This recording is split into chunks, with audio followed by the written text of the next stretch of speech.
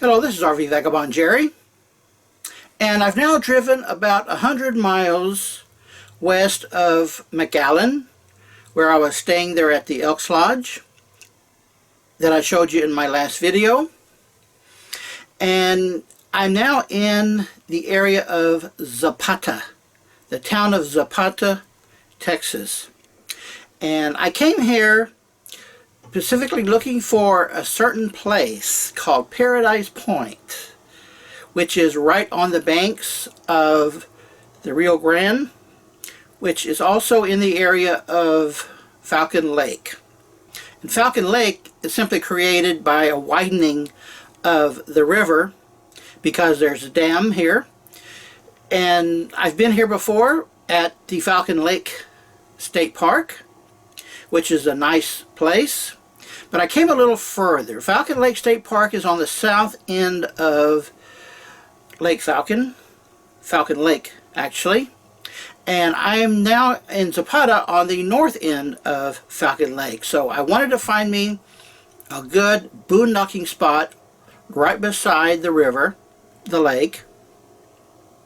And looking at Google Maps, Paradise Point would have been the place. And that sounded very nice, like it would be a lovely place, Paradise Point. Well, when I got there, it turned out to be nothing but brush and narrow roads and really no parking, and I saw some private property signs. So that turned out to be a big bust. I went down another road there where there is a marina and an RV park and some other businesses. Although it's right at Lakeside, it's all private property. So I'm not going to find any boondocking there, I don't think. So I went down another road that looked like it was going right down to the lake and got to a dead end that I'm going to show you. So first, let me bring up the map to show you where I am in this area of Texas. So here is the route from McAllen to Zapata. And at the bottom of the lake here is the Falcon State Park that does have hookup camping, and the dam is right there as it flows out the Rio Grande. So I'm here at the top of the lake. There's the small town of Zapata. This is the RV park where I am, and let me show you what else is around here. And I naively thought this Paradise Point would be a lovely place. Not so much. So I went back out to the road here and then went down here where there is nothing as well down this road. At this point there is a fence, a gate that you can't get through. So I went back up to the next road where there is an RV park and a lodge and a bed and bath. I bet you never heard of a bed and bath. But all of this is private property. There's not even a public park anywhere around here. So I went back out to the main road. Back out here, went to the left, and got down to here and saw that there's another roadblock. Turned around and saw the RV park. So I had given up finding a place to boondock by the lake and was going to go back into town and see what's there where I can camp for the night. But then at that RV park, that $15 a day sign caught my eye. It's been a hot day. I could use the air conditioning, so I figured it's worth $15 to me. So now let me go out and show you around the park here. So I came down this other road that is heading towards the lake to see if I could find a place there to park. And then I ran up against this, blocked off. And then I saw right at the end of the road here is an RV park. It's the Leo's Sabins RV Park. There's the address. $15 a day. That's what caught my eye. And this guy is the owner. He's proud to be a veteran. So let me show you around this little interesting RV park. This is the owner's residence, which is also the office. And this is really strange. He uses a Class A motorhome as a permanent home, which is the worst thing to do, because without running the engine or the generator once in a while, they just go bad. So you really want to do that with a travel trailer or a fifth wheel if you're going to settle down to a permanent residence. Now this park has 2 rows, and in the middle here is a wide open land, so they could have a lot more RV spaces here. However, I think they're having trouble filling up the ones they do have, and I think I know one reason.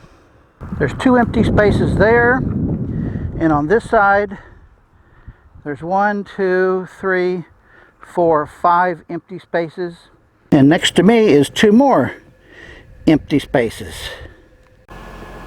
So first I pulled in right here and tried to hook up to space 19. So first I tried plugging into this 50 amp, but my 50 amp cord was too thick to fit here with those 2 pieces of metal sticking out, so I couldn't get it to go in all the way. So that was out of the question. And then I plugged into this 30 amp with my adapter, and I have this Power Watchdog 50 amp Smart Surge Protector. And you see that 88? If something's wrong with the electricity, it will give me a code, or there's a red light here. If the electricity is good, then this dog face turns on white. If it's not, it'll turn off red or give me another signal. So I'm plugged into the 30. Now let me show you what happens when I hit the breaker.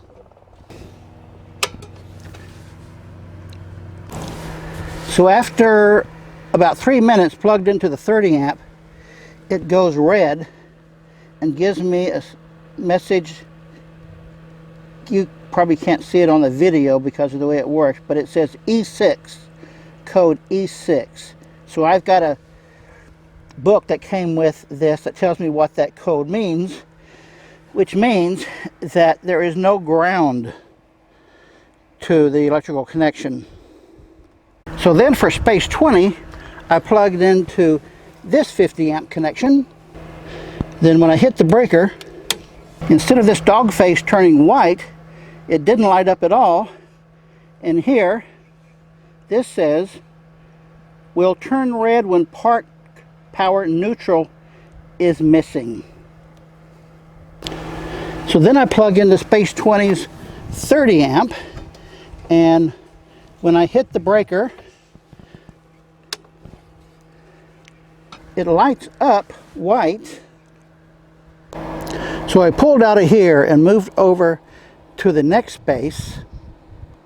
So I hooked up to space 21, and when I hit the breaker here, then the dog face turns white, which is good, and I've had it stay on for the whole time I've been here now.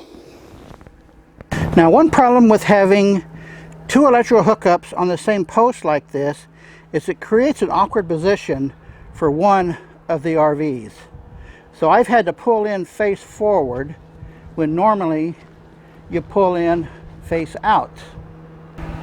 And that will also result in 2 RVs patios being face to face. Now normally, in a normal situation where everybody is facing the same direction, then one RV's patio looks onto the back end of the other RV. So if somebody else was parked here, then their patio and their awning, where they sit on the chairs outside the RV, right outside their entry door, would be facing face to face. So if we're both barbecuing, having a meal here outside, then we're face to face, maybe 20 some feet away. Which might be okay, might be a little uncomfortable for some people. Another problem is that my sewer dump is right under that rock right there, and where I would hook up my hose to my sewer dump is in this compartment right there. So that's quite a bit of a distance from there to there. So I would have to pull forward for my sewer hose to stretch out that far. However, right in front of me here is some power lines hanging down about 4 or 5 feet down from the top of my RV. So I can only pull up a few more feet before I would run into that wire there. I don't know if that's electrical or telephone or what, but I wouldn't want to be hitting it. And the water hose connection is right by the electrical post. So to fill up my fresh water tank is going to be a long hose needed for that as well to get into there. So that power and water connection is right behind that guy's space, but a long stretch for me. So this is a very poorly designed RV park where the owner obviously wanted to cut corners. And also right beside me is this green carpeting that is quite messed up, and then a concrete pad. I mean, this is one reason why it's only worth $15 a day. But like I've said before, for RV parks, electricity really is the only thing that I care much about. So it works for me. Let me know if you found similar problems like this in some RV parks you've been to. Good day, folks.